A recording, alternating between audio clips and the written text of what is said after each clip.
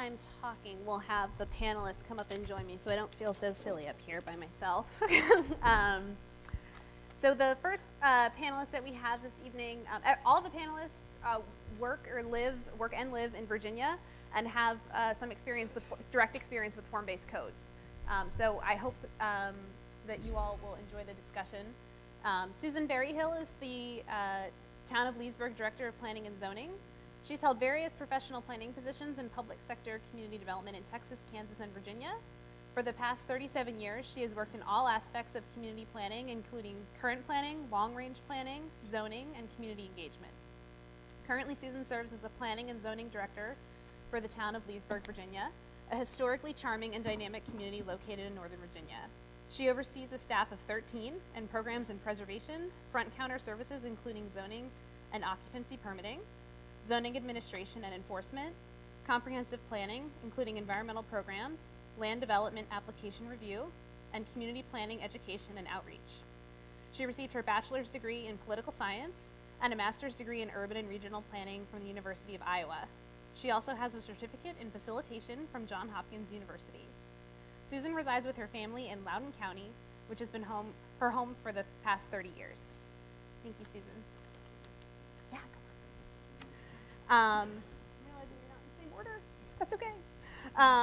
Ashby Moss is the Virginia Beach Strategic Growth Area Planning Evaluation Coordinator. Ashby Moss has been a professional planner with the city of Virginia Beach for over 20 years. She has in-depth experience in long-range current and environmental planning, zoning enforcement and administration, urban design, site plan review, web development, desktop publishing, and her favorite, geographic information systems. Everyone's Ashby now serves as Planning Evaluation Coordinator for the city's strategic growth areas, which they call SGAs. She'll tell you more about those. Developing zoning codes, plans, and process improvements to foster private development projects aligned with the vision for the SGAs. Her accomplishments include producing and administering the city's first form-based zoning code, the Oceanfront Resort District Form-Based Code, followed by the Central Business Core Zoning Code, coordinating the Centerville SGA plan, and creating the GIS system used to maintain the official zoning map. Ashby is a certified planner and certified zoning administrator and has a master's degree in urban and environmental planning from the University of Virginia. Welcome back. Takis Karantonis is the former executive director of Columbia Pike Revitalization Organization. Takis has 25 years of experience as an economist and planner specializing in urban, regional, and environmental economics, include managing public and joint private-public multi-stakeholder investment projects in urban revitalization, housing, and environmental protection. Most recently, he served as executive director of the Columbia Pike Revitalization Organization. His civic volunteer work is focused in the fight against urban poverty and on the furthering of environmentally, economically, and socially sustainable communities. He earned his bachelor's and master's degrees from the Free University in Berlin, Germany, and is a member of the Congress for a New Urbanism and the Urban Land Institute. A longtime Columbia Pike resident, Takis resides in historic Arlington Village in Columbia Heights. Matt Mattauszek, last but certainly not least, Arlington County Principal Planner and Columbia Pike Initiative Coordinator. Matt has over 14 years of professional experience, currently as a principal planner with Arlington County Government, and previously as a project planner with Desmond Associates, an engineering firm in Tysons Corner. A graduate of Brooklyn Technical High School in New York City, Matt attended the State University at Buffalo, New York for his undergraduate and graduate studies in planning, where he also received a minor in architecture.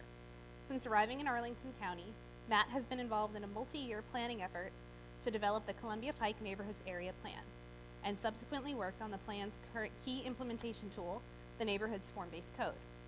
His current work involves complex coordination between residents, the development community, staff from multiple departments, and county leadership to ensure the adopted vision is implemented through redevelopment proposals.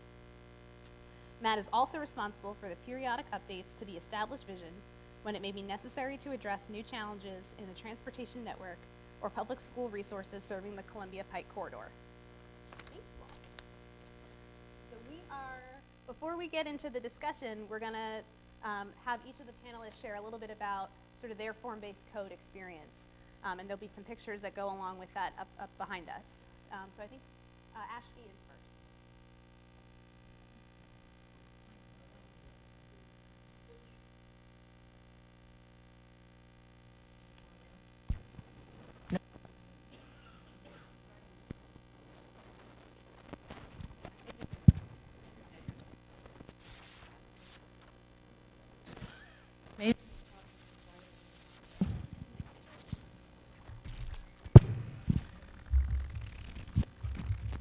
Okay, this is better.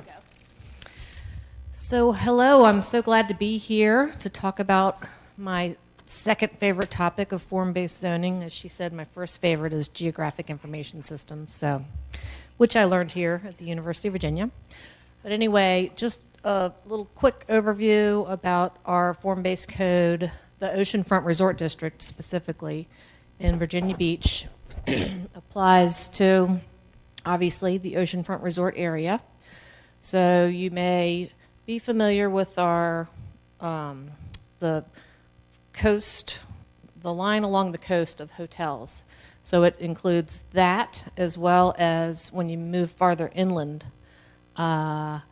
this code applies to those areas as well.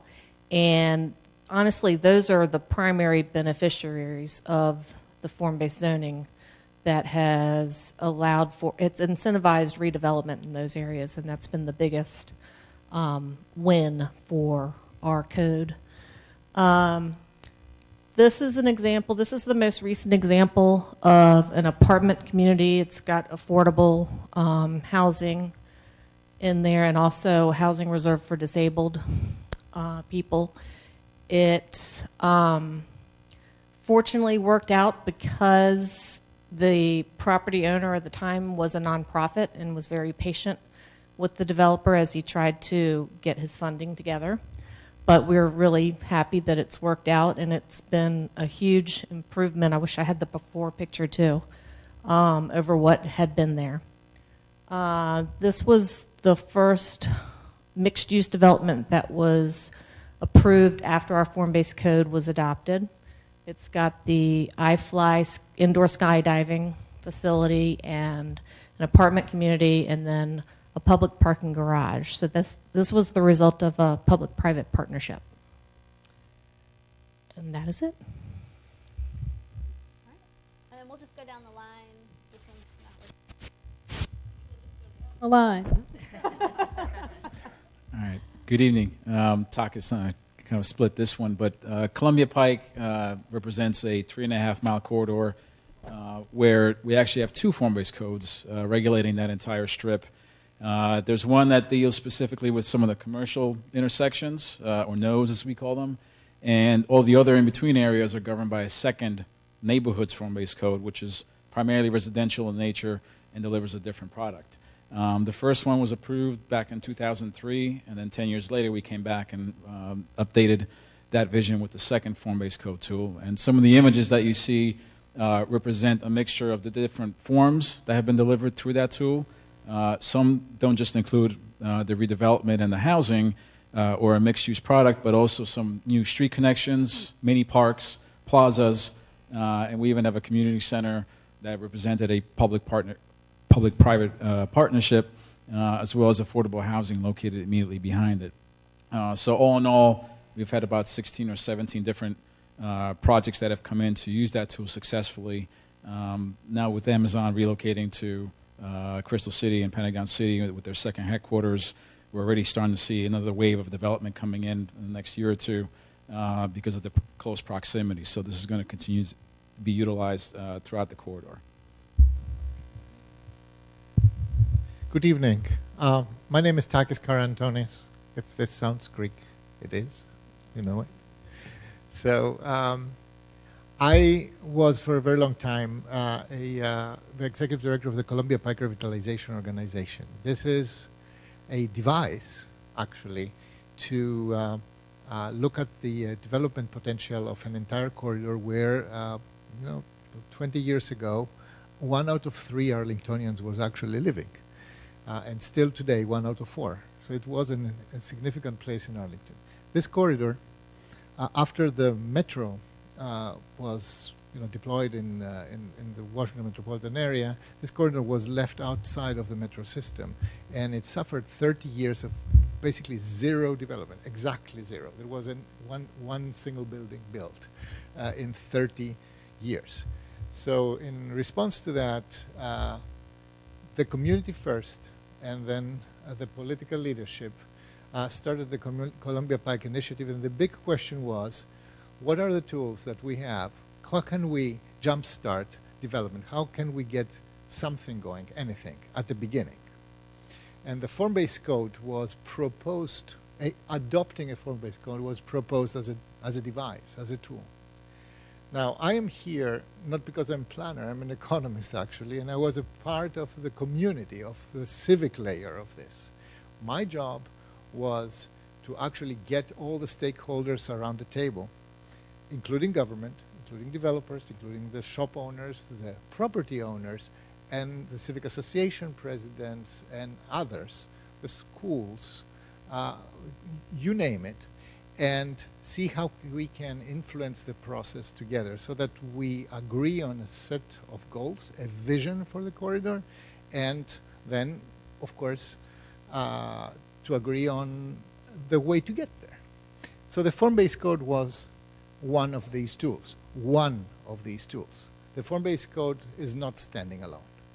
It has to be complemented with a lot of other things. A vision for the place is the number one issue. Then the economic development for the place is the number two issue. The housing, the equity issues, the environmental issues, all this will be on your table. So the form-based code discussion is a good introduction to the complexity and holistic approach to a new place that you are going to build there. The amazing part about Rio, as I visited that today, I have to say, unfortunately, I've driven through that 100,000 times, and I never stopped. Exactly like in Columbia Pike, hundreds of thousands of people will drive up and down this corridor and will never stop. And the vision was to make it worth stopping at some point. Make it, again, urbanistically valuable. So Columbia Pike on the left, this is the famous Adams Square. This is pretty much in the center of Columbia Pike, in the eastern part of Columbia Pike. This was an old giant store, a front-loaded parking like you know them, and nobody there. Arlington County government, when we began the same process that you're beginning right now, had to Photoshop people into these photos so that you don't think that they're fake. Today we have been driving around for about maybe an hour. How many people have we seen actually walking? It was several cars were stopped. It was a place that was a gym, so we saw 2 or 3 people. But in this entire acreage, nobody was out. That's not nice. So today it's like the right thing. That's a delivery of the form-based code. We could incentivize somebody to take us from there, from left to right. Now what it took, it was not only the tool, but also the engagement. And it's not only the code, it's also who works the code. In our case in Arlington, we had the Columbia Pike Revitalization Organization, which is a multi-stakeholder agency who was always and still is on the wall, on the street. It's a living document, and this is what you are starting here, and it's actually an exciting thing because it really invites you to think about your community in a different way, as we enjoy doing that.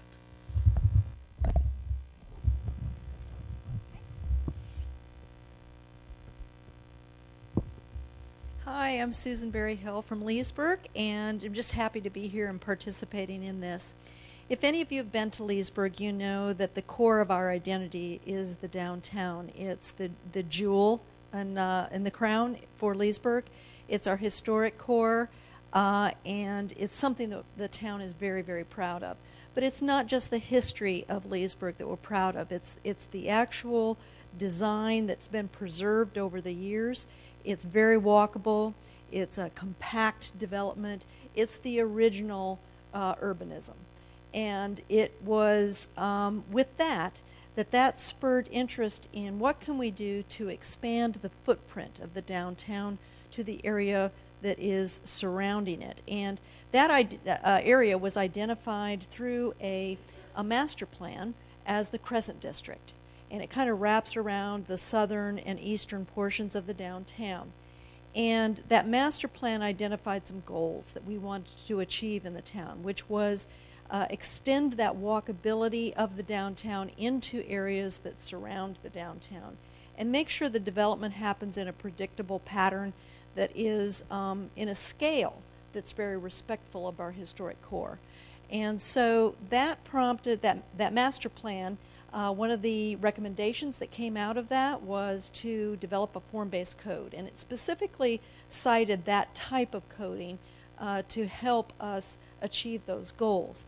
And so this is the area that it is, and then I'll just talk briefly about one project that's we've completed. And actually, this project is called Crescent Place, and it's in kind of the heart of the Crescent Design District, although it's not zoned with our form-based zoning. It actually was it was an old factory at one point. It was a window factory, and the developer at that time got it rezoned with proffers, and then those plans did not go through. So at the time we were starting to develop our form-based code, that new developer had bought the property and was interested in a new approach. And so he followed our, kind of tracked along with our development of our form-based code, and actually developed a plan which is very, very close to what our Crescent Design District regulations are today. So this is one of the projects that we're proud of. It is very good at kind of extending that walkability in our downtown area. We made sure that the sidewalks were wide. It embraced a linear park, which is right across the street and connects with that. And it's a mixed-use development as well. There are about 250 townhouses and 2/2 units there. And then on the first floor, there's retail. So the street is activated, and it's great to get to this area of town now because you see so much activity between that development and the park across the street, which now is filled with art, and which is neat to see. And it's great to see this kind of progression of improvements in the town. So we look forward to other positive projects in our Crescent Design District in the future. I'm going to give you guys this microphone. I'm going to hold this one like this, because then it'll work. So, Ashby, I was wondering if you could tell us a little bit about why did Virginia Beach decide to start down the path of exploring and ultimately adopting a form-based code? And how long did it take for your community to sort of start to finish on your code? Well, we had a resort area strategic action plan, very similar to the RIO 29 plan, but not nearly as detailed. And you guys have a fabulous plan. I mean, y'all did a great job on that. Anyway, that area plan called for a form-based code, and in order to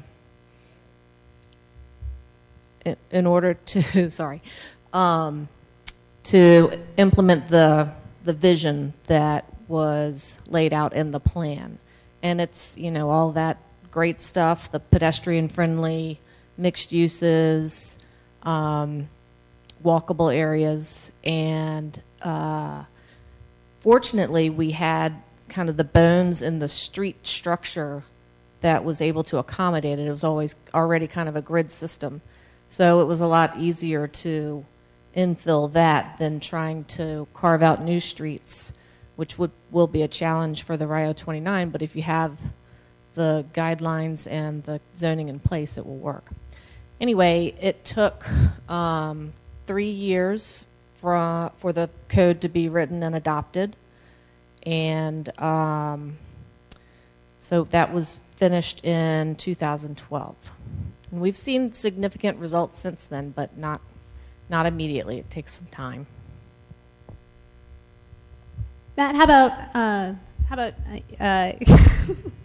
in your community, what inspired the form-based code? I think Takis talked a little bit about no new development in 30 years. Was that the primary driver, or was there some other factors at play?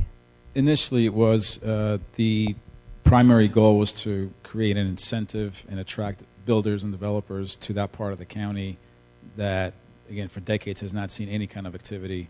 And how could you do that without a significant transit route where Metro was really staying to the north of that corridor and to the east. And also, given that the community has already expressed at that time that they were not willing to explore significant densities that you saw elsewhere where that metro lines were located. So very few tools at the time seemed to deliver and implement that vision. So I think once we developed an actual vision converting this auto-oriented corridor to a Main Street pedestrian-friendly environment, one of the things that Takis mentioned earlier is that the policymakers and the county board were convinced that this new tool at the time, form-based code, was one of the few that could likely have a good chance at implementing the vision.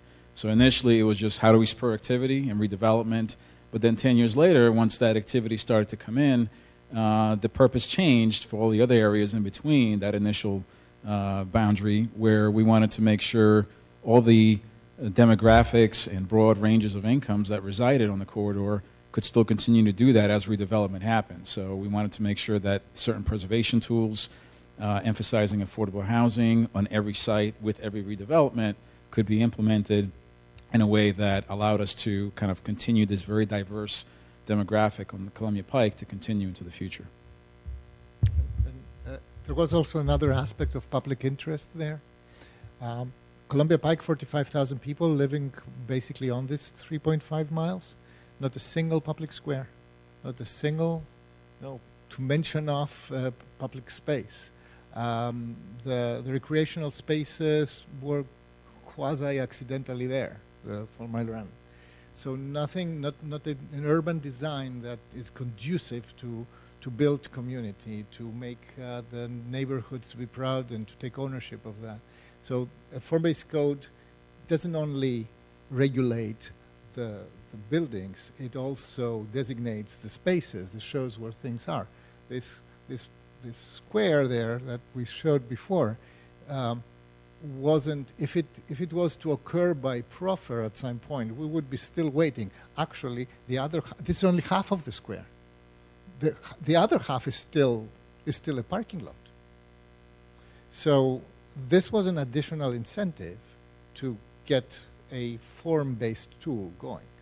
And that was very important. There was a vision of how a nicer community would have to look.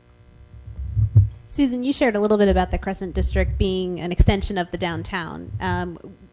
Why form-based code over other tools in the toolbox for policymakers? Form-based codes are first and foremost about placemaking. And it's locating those buildings in such a way that you're really forming a good public area, whether that be sidewalks or your streets or your open spaces, as Takis was talking about. That was a really important part of our downtown, is having open spaces where people congregate. We have around the courthouse or around our town hall, and we have lots of concerts and tree lighting ceremonies and all kinds of programmed events in our open spaces. We didn't have that in the area that was defined as the Crescent District. It was, we were trying to retrofit basically that area to something that was more walkable and more engaging for the public and a better mix of uses.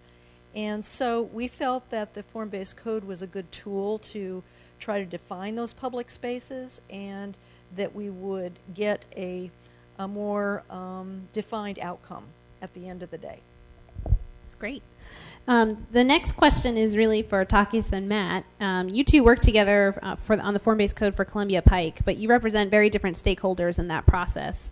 Can you talk about the process of how the community was part of that code development? What were some of the challenges along the way, and also some of your successes?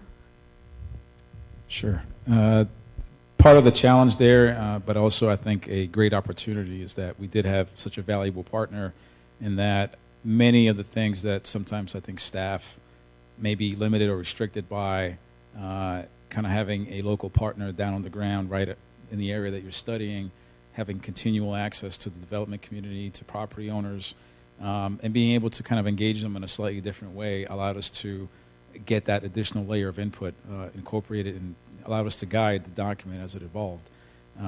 So I think we've had a different approach from staff, and that, we obviously have to work with the consultants and had a very specific scope we were following, and were given timelines by the decision makers in which those products had to be developed. But I think it's because of the interactions that we had with the community and bringing them in a certain style, whether it was design charrettes, open studios where they could actually come in and help us draft some of those documents. A lot of that was possible because entities like CPRO were able to offer their spaces and allow us to engage them throughout the week and reach a much larger audience, I think. Yes, and again, the biggest achievable, the biggest deliverable of the form-based code is this predictability.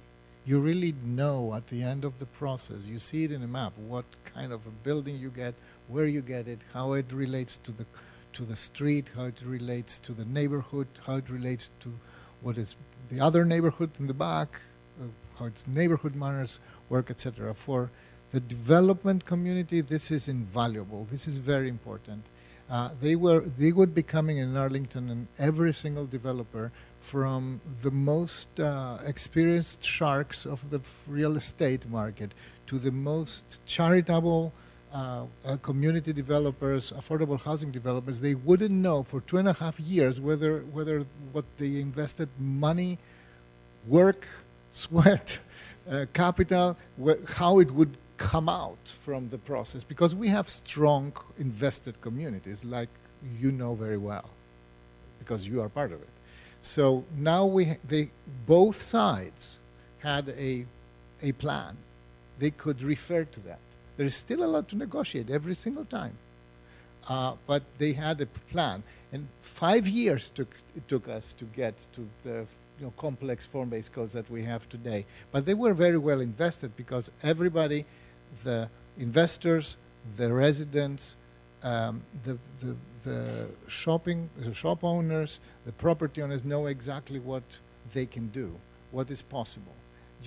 They talk differently with their other ratifiers, with their lenders, with everybody. It's a virtuous environment of predictable outcomes that everybody has. Lowering the risk in this society is a great thing. And government actually played ball with that, was helpful to the benefit of the community to which government is accountable, but also to the benefit of the economy. We actually got 16 buildings in 10 years, 12, 13 years, going where we couldn't get in 30 years, not more than one. So that's actually straightforward and a result. Every building an average of $35 million of investment. All right, we're going to go down the line on this one. It takes a village to make a good form-based code. True or false, and why? Definitely true. It takes a lot of people to really participate and buy into the whole idea of form-based codes, I think, at first. I'm going to point to our colleagues in the engineering world.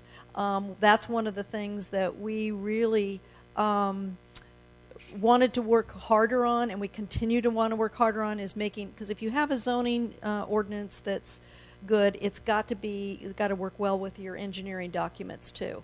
And so that's one of our partners that we really have to work very, very closely with to make sure that our streetscapes and different requirements in the zoning code can actually be implemented.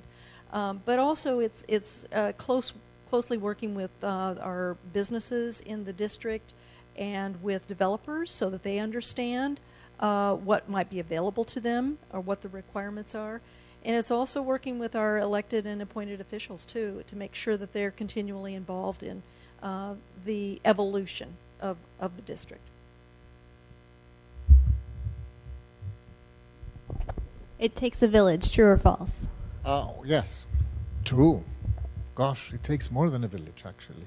The form-based code process is the moment where you will be... I discovered that the village was way bigger than I ever imagined. Because everybody, at the beginning, everybody was skeptical. And nobody trusted government is starting something. Politicians are starting something. Are you kidding me? Government is here to help. That doesn't exist. After a while, the village began to discover that this is actually their home we are talking about. And they came. And we had charrettes. And they became more massive every single time. And we had design shops that were open to everybody. And everybody could look at the most granular level, at the level of their block, of their house, of their backyard. That was very significant. We had classes of the parts of the village that normally are not listened to, like, for example, small business owners or medium business owners, or your CPA next door. All of a sudden, they had something to say. They would reveal things that nobody normally in the common civic process are not, perceived. Not always, anyway. So that was really an eye-opening process. This alone is worth the effort. I think to me the village essentially has, I think, different stages where they become of incredible value. Up front in developing a form-based code tool is the attorney's office of whatever jurisdiction you're in. And without their involvement and just hundreds of hours reading over every little line, where the commas are, where the end and the or stand, because that makes a huge difference from a legal perspective and what we can actually enforce when property owners come in to redevelop. The form-based code just loses a lot of value. I think the other one that I wanted to highlight is once redevelopment is entitled and it's time to actually build it, during that construction and permitting phase, the inspectors, the plan reviewers, the people that are making sure it's actually coming, alive, they have to have some sense of where those design ideas came from. They originated from a form-based code tool, and this is why. So I think having that broader connection to make sure it's not just the initial planner that, engage the property owner, other people are familiar with the tool. And then finally, the local community. We have representatives from each civic association that are impacted or are eligible to use the form-based code. And they're kind of, to use Takis' term, our translators. They can speak to their neighbors and explain what the form-based code tool is, why the buildings that they're seeing go up look that way, or why they have a new street or a new park. So I think all those things supplement and complement the original work that I think some key staff and the core team bring to the table. And without them, I think that's when you get into issues of trying to explain things that were already explained 100 times, but again, it has to be continually reinforced that way. I agree with everything they just said. True. It definitely takes a village, one, to get the code adopted, and then two, to implement it. And I think the second part about involving your fellow building permit reviewers and engineering staff and making sure that all of your ordinances and development regulations align and aren't contradicting each other is a key thing to keep in mind when you're writing your code. So everything about form-based code so far sounds really excellent. There must have been some friction in implementation. Talk a little bit about how, where you saw some and how you were able to work through that. Well, given that it took us about 5 years to get our code adopted from beginning to end, there were plenty of points of friction.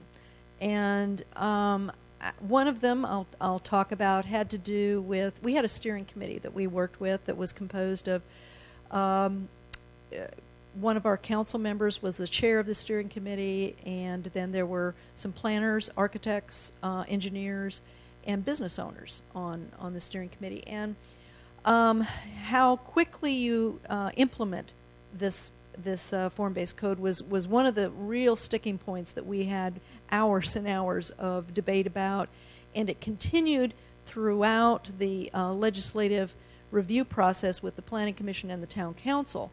And that is, how aggressively do you want to see redevelopment happen? And we had people on our steering committee that really felt that you needed to set that threshold for conversion of the base zoning into your development under the form-based code very low, so that with any minor amount of improvements to the property, the new form-based code standards would kick in. and the feeling being that that would trigger or make redevelopment happen more quickly.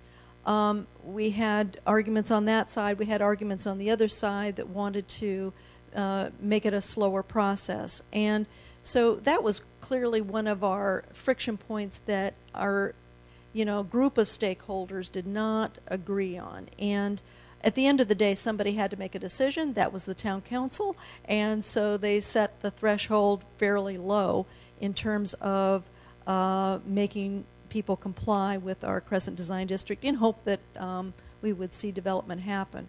But it's not just that. You can't just hope that it's going to happen. Things have to work with that decision, namely the economy, whether the market is there for redevelopment to happen. There are lots of different factors. And so I think that's one of the key friction points that kind of continued throughout the development of our code and actually even continues today. There's still not real consensus on how quickly we want redevelopment to happen. Well, of course, there will be friction in many places. From my point of view, the number one issue was always that there was always a suspicion that because the form-based code was there to accelerate, our form-based code was to accelerate development, that it was tilted or biased or siding with developer interests in the first place, even if developers wouldn't agree with that always necessarily because they would feel regulated. But that perception was there. However, so that was one thing. The second thing is with every larger development, there would be always the tendency of the general public, of the community to want to slide back, to go back to the times of site plan improvement processes and endless mud fights. I think that the whole process has managed that relatively well. There are other things. For example, the form-based code is not designed necessarily to produce excellent architecture every single time. It is designed to produce as an ensemble to deliver on the vision of community that is the design vision of community that is on which the code is based. But there will be many very clever architects that will try to game the code, very clever lawyers that will try to game the code as well. And on the other side, there will be equally skilled planning commissioners, equally skilled elected officials, hopefully, and the civic organizations and staff that will try to counterbalance that. So there is a dynamic, and everything is not hunky-dory after the adoption of the code. It will be ongoing. Plus, what Matt will definitely speak about, that every project has some exception, right? And first of all, maybe the misconception that friction is a bad thing. I think friction is necessary. If you go through this whole process and everybody just loves the work you did and you're done in 2 months, expect a lot of negative surprises when the first project comes in because you didn't really hit those kind of thresh points with individual property owners or figured out just what is that line that we really shouldn't go past in terms of height or transportation. So I think friction is actually healthy in that you can, throughout the process, identify what those pressure points are and fine-tune and customize the tool to make sure that each project can address that accordingly. Having said that, I think most of what we hear from the development community is that it's impossible to meet every regulation in the form-based code. We've gone so prescriptive that it's just impossible. It's not. It's actually very easy. It just has to do with the right I think, design team in place, having the right creativity, and having each form-based code utilize a very unique and strategic set of modifications. Very few segments of the form-based code that could be modified only to improve the project with a clear planning rationale and highlighting what that hardship is that even introduced that concept to begin with. And therefore, I think 99% of the code remains predictable and static. You can't change it. You have to meet it. But just those few things address the fact that some sites have resource protection areas, some have significant topography. Site consolidation in different parcels result in a very strange configuration that the building just has to, opt in and request one of those modifications. So we've seen a slew of different challenges from site to site that have always been resolved through one or two modifications.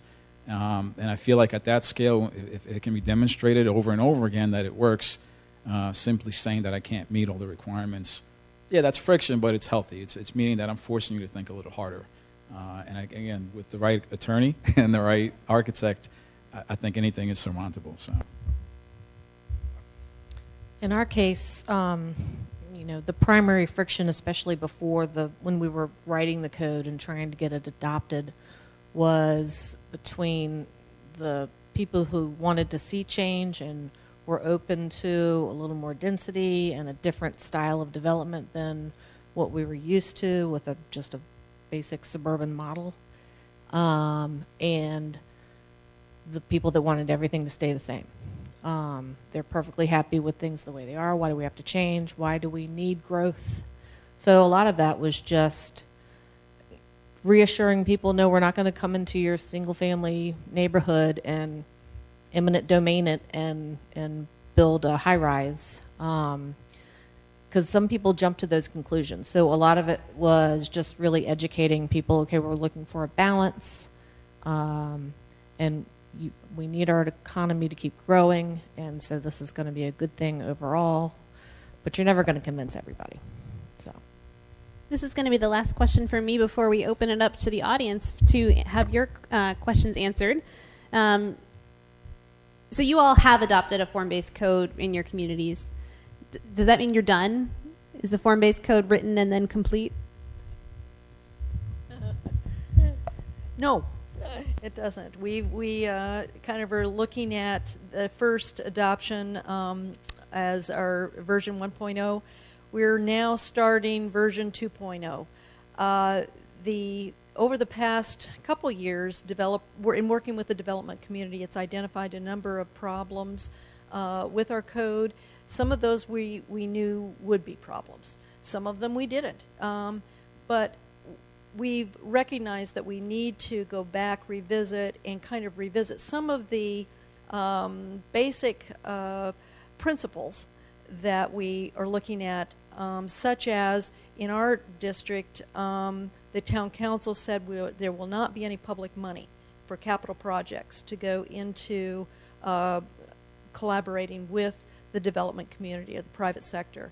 And we found that that's very, very difficult to do when you see development happening on a parcel-by-parcel basis.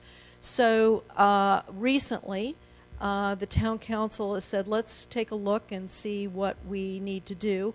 We invited the Form-Based Code Institute to come and review our code. They gave us some critique of it. They held some stakeholder focus groups with different folks and got input from developers, the planning commission, architects, and the staff, as well as they tried with the town council, but the town council wasn't particularly forthcoming in comments. But anyway, they took all of that information and made a report recently to the town council, and so we're expecting a initiation of some changes to our code, possibly to be initiated this summer and possibly worked on in the next year or so. So I'm hoping we can make it even better and see more redevelopment happen because of that. Cities, urban environments, suburban environments, people change all the time, and the code has to go with that. What remains always is the core. The core is to deliver a zoning instrument that creates a sense of predictability of what comes is what you see is what you get, and there is an honest and equitable process to regulate that in the first place. So that's there. We have to adapt every time. I mean, the parking requirements of yesterday are not the parking requirements of today, and definitely they won't be the parking requirements of tomorrow. The signage issues to talk about friction points. So, etc. This changes all the time. The users, we have new generations. Millennials, for example, are now coming of age. They have families. They move differently. They have a different idea of urban mobility. They use public space in a different way. These are all fantastically dynamic processes, and form-based codes have to adapt to them. The nice part is that form-based codes create a consistent base and a theory of change for the next step. They create a capital, an acquired capital of urban experience that you can adapt. It's like the silverware of a community, that you say, look, we did that, we got this public spaces going, we have now these sidewalks, we could establish these businesses, now we have all these things. How can we do better? This idea of how we can do better, the idea of that is a community effort that takes all stakeholders. This is part of the legacy of the form-based code process. This is not per se part of the form-based code, but it's part of the form-based code process, and I find it an amazing thing. I mean, my community, my own neighborhood, benefited from that a lot. I mean, we would have to take the car and go somewhere like 3 miles away to have fun, and now we can just walk across. The space was there before. I think change is, like Takis mentioned, inevitable in a way, and I think just like friction, it's all about how you evaluate that. Change is healthy; it could be necessary, and I think if there's clear criteria that upon which you base why certain changes are necessary, and you implement that consistently, then either developers or the community that is impacted by the regulations can have a very transparent process by which they highlight certain issues that either are site-specific or the entire district needs to be addressed through that process. One of the things I would just add to everything that I heard earlier is that when developing the form-based code and given the constraints of time, where a certain jurisdiction may say this code has to be written by this date, that automatically becomes kind of a criteria for expect a lot of amendments later on. We were processed, I think, mid-20s already to the original form-based code, and that's partly because when it was developed, we had that same pressure from the decision makers. You have to have this out in a couple of months, which almost, given how many sites are impacted and the type of layers that form-based codes include, is almost impossible. So what you're going to do is make further and further assumptions that then private property owners, with the benefit of an architect and an engineer, are going to either disprove or highlight just how faulty those were. So I think form-based codes sometimes just need that additional time to really accurately develop. Otherwise, you're just asking for that additional change that maybe could be unnecessary if you got it slightly better the first time. But it'll never be perfect, and change is not necessarily a bad thing. I'll take the flip side of that argument, that you got to start somewhere. Now, it takes time to develop the code, and that's for sure, especially with the approval process alone, just going through the public hearings takes months and months, much less just drafting it. But I think it was about killing me before we got the code adopted. So I'm glad we got it adopted when we did, and we learned a lot in the next 5 years. There were minor amendments along the way, but all along, as new projects would come in and we see, ooh, messed up that one, or this should be more flexible, or, I had a whole tabbed binder full of amendments that need to happen when the time is right. And that time came along, so we did a major revision / I don't want to say rewrite, but it was more than just a few strike-throughs 5 years after the code was adopted. So that was just this December 2017. And, I'm working on my next round of little notes for the next time that we need to do amendments. So it's definitely a evolving document. Thank you all.